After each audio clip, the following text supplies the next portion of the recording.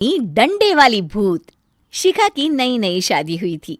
उसका मायका और ससुराल दोनों कानपुर में ही थे, इसलिए उससे मिलने उसके भाई अक्सर आते जाते रहते थे। ये बात शिखा की सास मीना को बिल्कुल पसंद नहीं थी। मम्मी जी, आज राहुल भैया आ रहे हैं। कौन, तेरे चाचा का लड़का?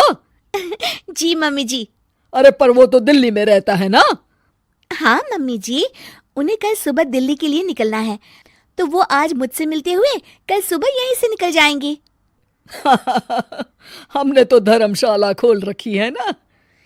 कुछ कहा क्या मम्मी जी? मैंने कहा हाँ हाँ, आने दे तेरे भैया को, जमकर खातिरदारी करेंगे। अब तो कुछ करना ही पड़ेगा, इससे पहले कि मेरा घर धर्मशाला बन जाए। ये कैसी बातें कर रही हो मीना? सच ही तो कह रही हूं। अभी इसकी शादी को साल भर भी नहीं हुआ और आए दिन इसके घर वाले आ धमकते हैं। अरे तो क्या हुआ, वो इसी शहर में रहते हैं तो हाल चाल लेने आ जाते हैं। इस बार मैं उनका हाल और चाल दोनों ही बिगाड़ दूंगी। अब बहुत हो गया जी। अरे ये कैसी बातें कर रही हो, हे भगवान, बस आप तो देखते जाइए। शाम को राहुल आता है। नमस्ते आंटी, कैसे हैं आप लोग? हम लोग तो ठीक है, तुम कैसे हो बेटा? मैं भी अच्छा ही हूँ आंटी। बस आज रात के बाद नहीं रहोगे। चलिए भैया, मैं आपको हमारा घर दिखाती हूँ। रात में खाने के टेबल पर शिखा, रोहित कहीं दिखाई नहीं दे रहा। जी भैया, वो ऑफिस के काम से बाहर गए हैं, कल शाम तक आएंगे। अच्छा अच्छा। बेटा, क्या तुम भूत प्रेत में मानते हो? नहीं नहीं आंटी जी, पर अचानक आपको ये ख्याल कहाँ से आ गया?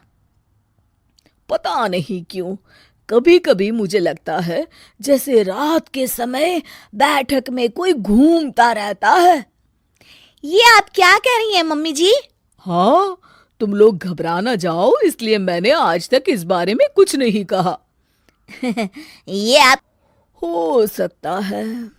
चलो अब मेरा सोने का टाइम हो गया है तो चलती हूँ मैं।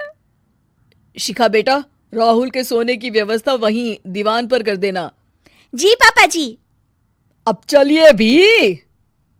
अच्छा, तो बैठक में सोने वाले हैं साहबजादे। क्या बड़बड़ा रही हो? कुछ नहीं, आप सो जाइए। मीना और महेश के सोने के बाद शिखा और राहुल आपस में बात कर रहे होते हैं, तभी डोरबेल बजती है। अरे आप! सरप्राइज! काम जल्दी खत्म हो गया तो मैं आज ही चला आया। ये तो बहुत अच्छा किया। देखिए राहुल भैया भी आए हुए हैं, आप दोनों का मिलना भी हो जाएगा।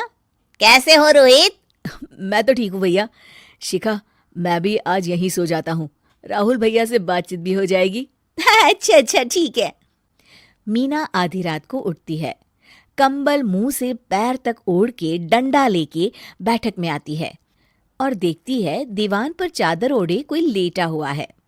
देखो तो कैसे मजे से सो रहा है बहन के ससुराल में। मीना ताबड़तोड़ 4-5 डंडे मार देती है। अरे मर गया, अरे बचाओ बचाओ, कौन है? मीना जल्दी से अपने कमरे में भाग जाती है। हे भगवान, ये मैंने क्या किया? ये रोहित कहाँ से आ गया? लगता है ये नालायक राहुल मेहमानों वाले कमरे में सो गया होगा। आज तो इसकी खैर नहीं।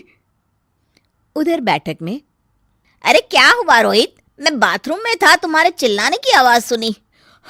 पता है भैया, मैं सो रहा था, अचानक से कोई आकर मुझे डंडे मारने लगा। ये क्या कह रहे हो? लगता है तुम भी आंटी की तरह भूत प्रेत में मानते हो। नहीं नहीं भैया, सच में कोई आया था। मैं तो जा रहा हूँ मेहमानों वाले कमरे में सोने के लिए। इस समय अपने रूम में जाऊंगा तो शिखा की नींद खराब हो जाएगी। ठीक है भाई, जाओ तुम, जहां तुम्हारा भूत डंडा लेके ना आ सके। थोड़ी देर बाद मीना कंबल ओढ़ के डंडा लेकर मेहमानों वाले कमरे में पहुंच जाती है। वो बिस्तर पर सोए रोहित को फिर डंडों से मारने लगती है। अरे मर गया, अरे मर गया। तू भूत प्रेत में नहीं मानता ना? ये ले, अब डंडे खा। हैं? ये तो माँ की आवाज है। रोहित कंबल खींच देता है। बेटा तू! अरे ये क्या कर रही हो माँ? मार मार के मेरा भरता बना दिया आपने। माफ कर दे मेरे लाल, मैंने तो तुझे ही मार मार के लाल कर दिया। मैं तो उस राहुल के बच्चे को सबक सिखाना चाहती थी। राहुल भैया को? हाँ बेटा, मुझे लगा अगर उसे डंडे मारूंगी तो शिखा के मायके वाले यहाँ आना छोड़ देंगे। हे भगवान, माँ, ये घर शिखा का भी है, उसके घर वाले जब चाहे आ सकते हैं। हाँ बेटा, आज मुझे भगवान का इशारा समझ में आ गया। मैं कितना गलत करने चली थी और अब